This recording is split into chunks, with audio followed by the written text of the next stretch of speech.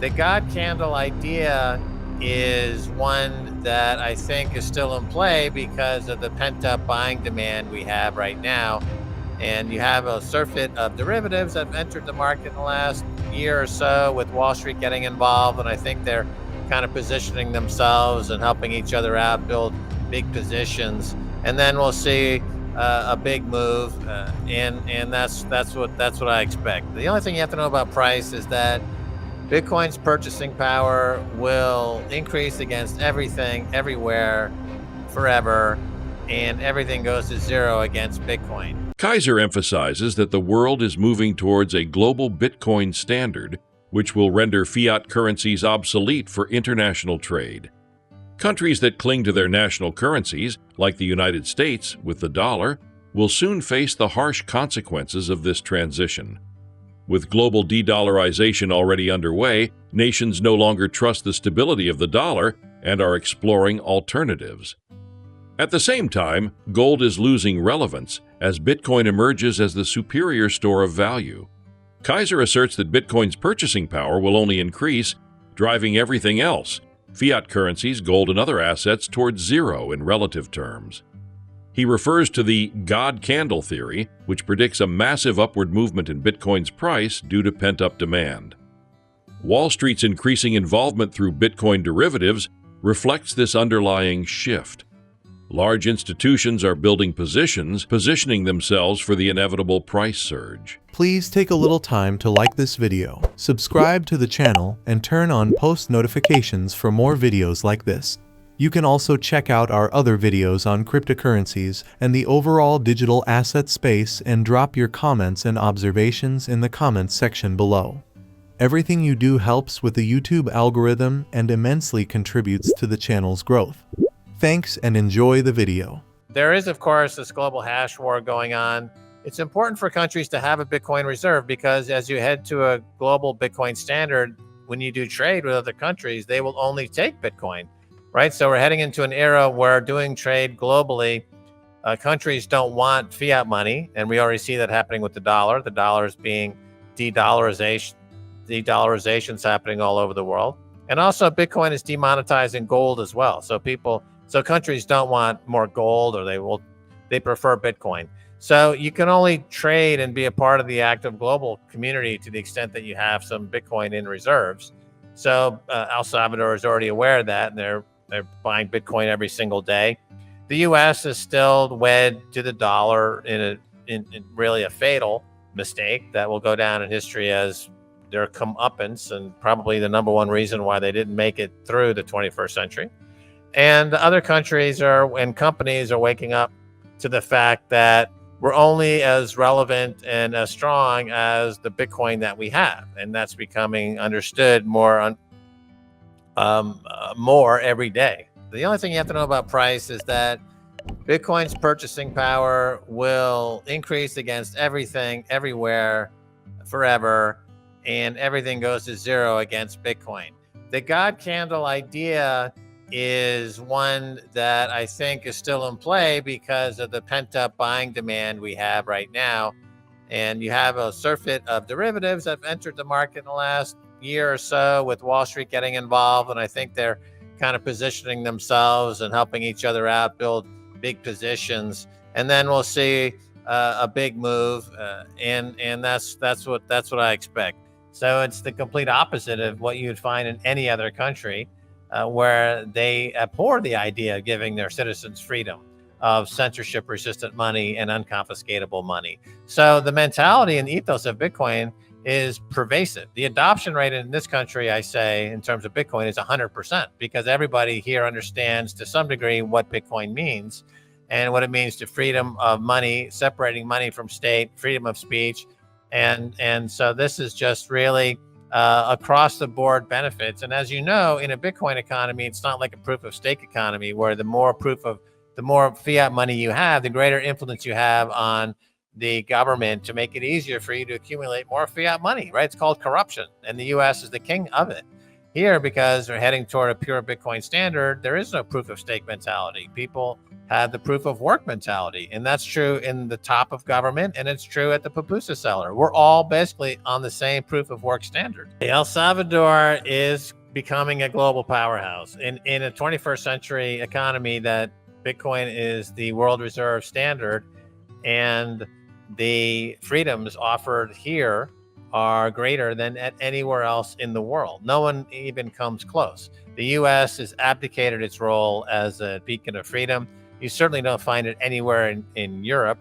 It's not exactly the hallmark of the Asian economies either. So as far as freedom, economic freedom and freedom of speech, there is only one choice. And then you have Bitcoin, and then you add in all the other pluses, and it's the most secure country in the region, the safest country in the hemisphere. And, you just end up pointing towards El Salvador, and then you get El Salvador at the price you deserve. If you figure this out today, you'll be on a flight tonight. If it takes you a month or 6 months, that's how long it takes you. Kathy Wood recently said, upon coming to El Salvador and seeing what we're building here, she walked away and she said, you know what, El Salvador is going to 10x their GDP in the next 5 years. And we believe that's possible. So, sure, volcano bonds fit within that sort of paradigm, right? Like if you're going to 10x your economy, you're not going to do that on just, trying to manufacture some clothing or something like that. This is a high tech, it's Bitcoin, it's AI, it's being a regional tech hub or even a Latin American tech hub. I think some big things are coming. Keiser predicts that El Salvador will emerge as one of the most powerful countries in the hyper-Bitcoinized world. While the country lacks vast natural resources, it compensates with its talent, innovative mindset, and Bitcoin reserves. El Salvador's small size and agile economy make it well suited to adapt to the new financial paradigm. Unlike larger nations bogged down by bureaucracy and legacy systems, Keiser believes that hyperbitcoinization, when Bitcoin becomes the unit of account for pricing goods and services, will soon be a reality. The shift is already evident, with Wall Street embracing Bitcoin and U.S. politicians competing to be more pro-Bitcoin. However, El Salvador is years ahead of the curve, having integrated Bitcoin education and infrastructure throughout society. The nation will be ready for this hyper-Bitcoinization, you might call it, or the, when everything gets priced against Bitcoin, essentially. When the paradigm we already see is shifting.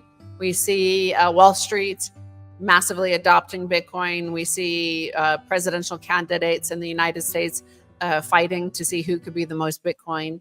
So I think El Salvador is so far ahead, and people don't understand why. I mean, okay, on one hand, you have Bhutan, which has mined a lot of Bitcoin with their massive hydropower, but we have years ahead in terms of how much we have prepared the population. So we have several, like 5 or 6 different really important education projects, for example.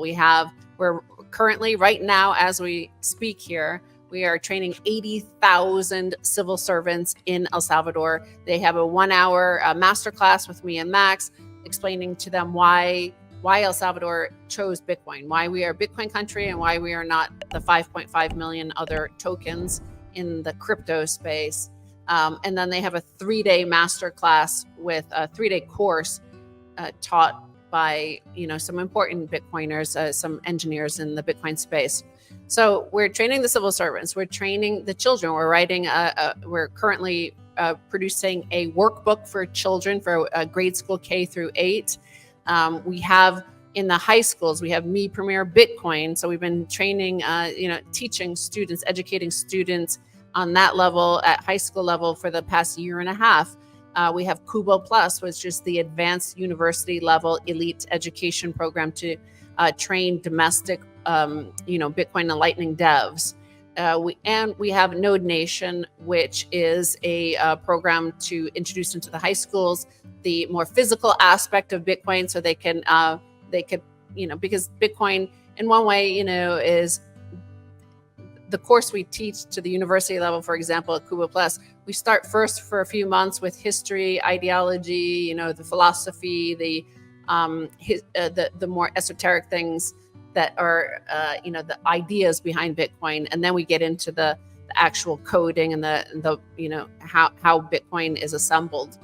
But with No Nation, we're teaching high school students, we're showing them how to assemble nodes, how to assemble ASICs. So they're actually seeing the physical part of Bitcoin. And that's been a really good eye-opener for them and an educational tool. The US naturally has a more proof-of-stake mindset at this time versus what El Salvador is at. So, of course, the US is able to print as many dollars as it wants and, force all nations to abide by whatever it wants to do.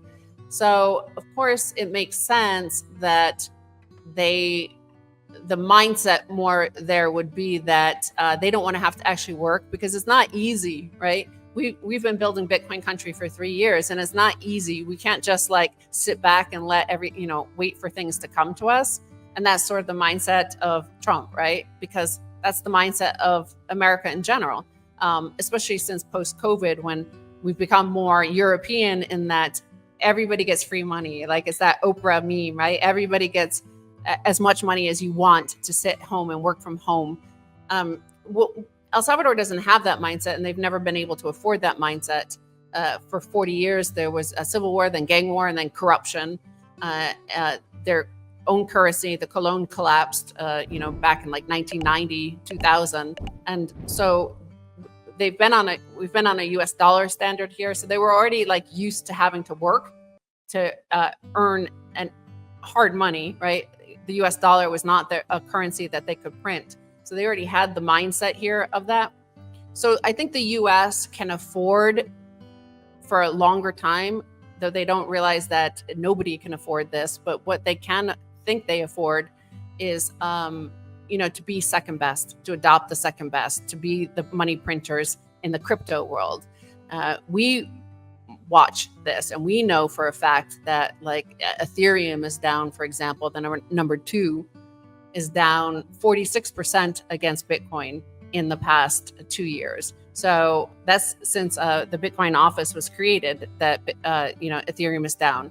These are choices that we can't make those mistakes. We can't afford to make those mistakes in El Salvador. The US has giant capital markets, huge, vast quantities of wealth, resources and things like that they can burn, they blow. And their mindset is that, they could always print more. They could always, there's a vast, head west. There's always something more to colonize or something like that. But the mindset here has been, we can't do that. And because of that, because we are, however, shifting into this new world, this post-Bitcoin world, the hyper-Bitcoinized world, I think we will come out the winners. We will come out a very powerful country relative to our size and our resources. We don't have the geographical resources, the commodity resources, but we do have the best and brightest, and we do have the best money. Max Keiser's message is clear. The world is undergoing a seismic shift toward a Bitcoin-dominated economy, and those who recognize this early will reap the rewards. El Salvador's visionary leadership and commitment to Bitcoin have positioned it as a beacon of financial freedom and innovation in the 21st century. In contrast, the U.S. and other fiat-dependent nations risk being left behind. As Bitcoin continues to demonetize gold, outpace fiat currencies, and foster a new economic order, the world will increasingly look to Bitcoin adopters like El Salvador for leadership. For those who understand the implications today, the time to act is now. El Salvador awaits, ready for the future, ready for hyper-Bitcoinization. Please like and subscribe my channel.